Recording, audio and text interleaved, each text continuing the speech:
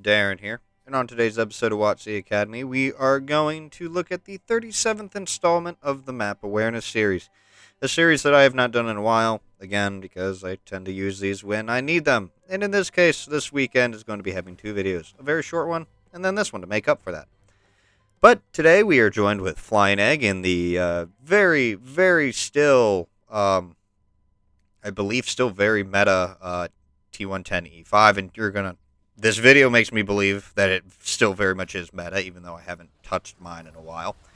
But he's here on El Haloof. It is a standard battle, and he's going to go to the normal brawling spot that every brawling heavy really should go to, even though the E5 can kind of be like a jack-of-all-trades type of heavy.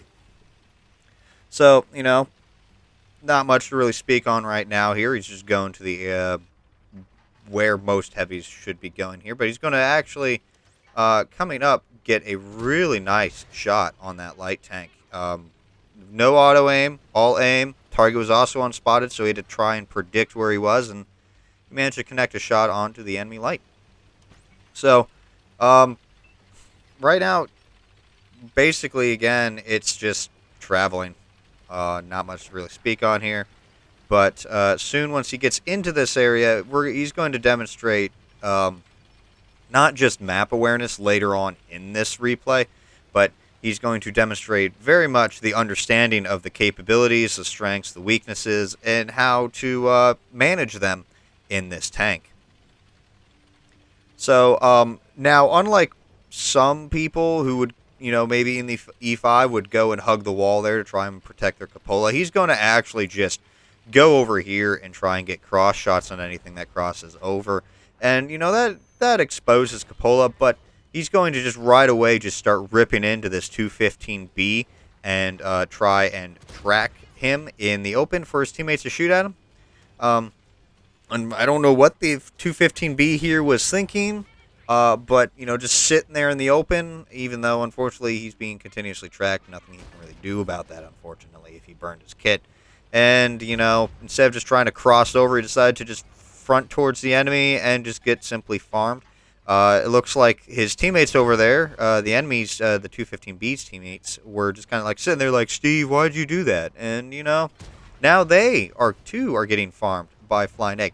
Now, this is what I mean by understanding the capabilities, the strengths, weaknesses, and managing them on your tank. You notice that FlyinEgg is not wasting any time in the aiming at enemy tanks. He's only in as long as necessary, aiming a shot, and then he's pulling right back and he's juking his controllers in order to protect the weak point that is his cupola. And he's actually doing more than that. He's actually purposely juking his joystick up into the direction of making his gun move up and block a clean shot onto his cupola right there, as well as the juking of his tank himself, the shifting of it continuously, the rocking back and forth. The 60 TP he noticed was just fired, so he rolls up there knowing that he's safe from those enemies that he's just looking at, and he puts a shot into the 60 TP. He tries to get a shot on the off-pan Sophia, but obviously he was not able to do that. His teammates have now pushed up into the little trench right there. Most of the time when you get that, you have pretty much just staked a foothold into that section of the corner of the map. And so FlyinEgg, seeing this, is now going to roll up, and he's going to try and get there cleanly. He does take a tracking shot. He burns his repair kit, but he's got the premium stuff, so he'll be back in action. They'll be back in action soon enough. So he's now going to take the wide approach instead of profiling himself on that ridge and exposing his lower plate. He's going to take the safer approach, and that is the low side of that hill. And now, again, some good map awareness. He sees that there is still a threat in the corner of this map.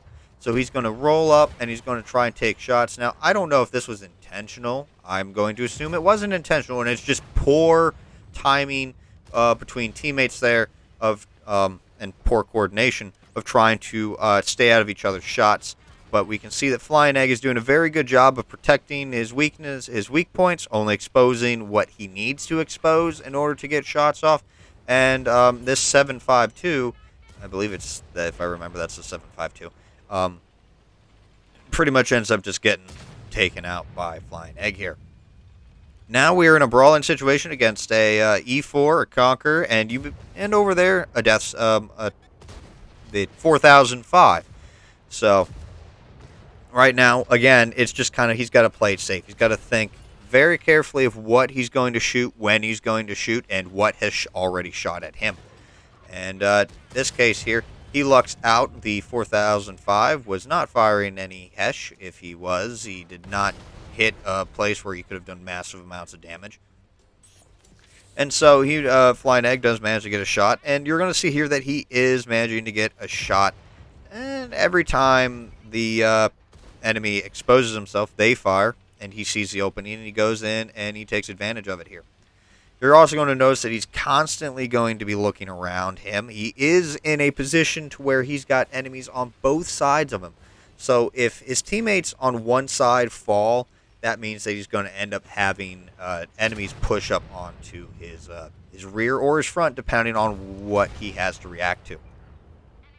So as we can see, excellent timing here. He's letting his teammates actually be the focus of his enemies.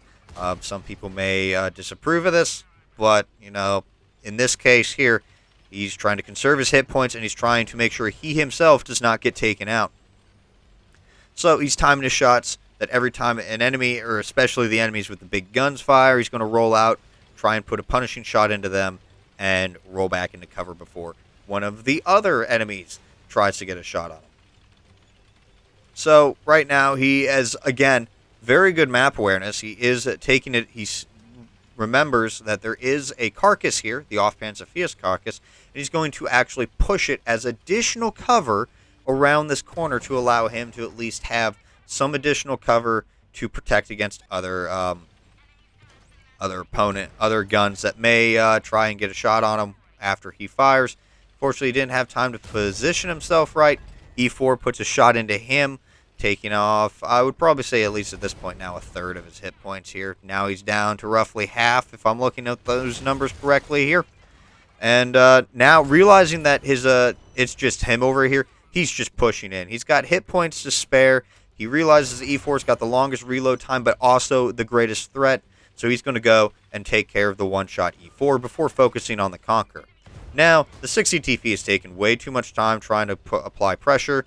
So the FlyinEgg here was able to put a shot onto the 60 TP, who failed at penetrating FlyinEgg here, and that allowed him to go and finish the 60 TP off. Now the numbers here were not so great in FlyinEgg's favor, but they have now kind of been balanced back into his favor with two medium tanks left. Unfortunately, here we have to assume that FlyinEgg is just going to be by himself this entire time, as his teammates probably are not going to do much of anything unless the enemy is on their side of the map. FlyinEgg is currently checking to see what is still left alive, and at this point here, he's just going to go to where he assumes they may be. And I don't know if he meant to say attack or right there, but hey, the bat chat gets spotted right in front of him. He puts a good shot onto him, and he's going to activate his food in order to get a quicker reload to get a follow-up shot on the bat chat, taking out the bat chat. Now he's getting the targeted symbol, and right away, since he does not know where the last medium tank is, he's just going to start shifting, hoping to bounce something.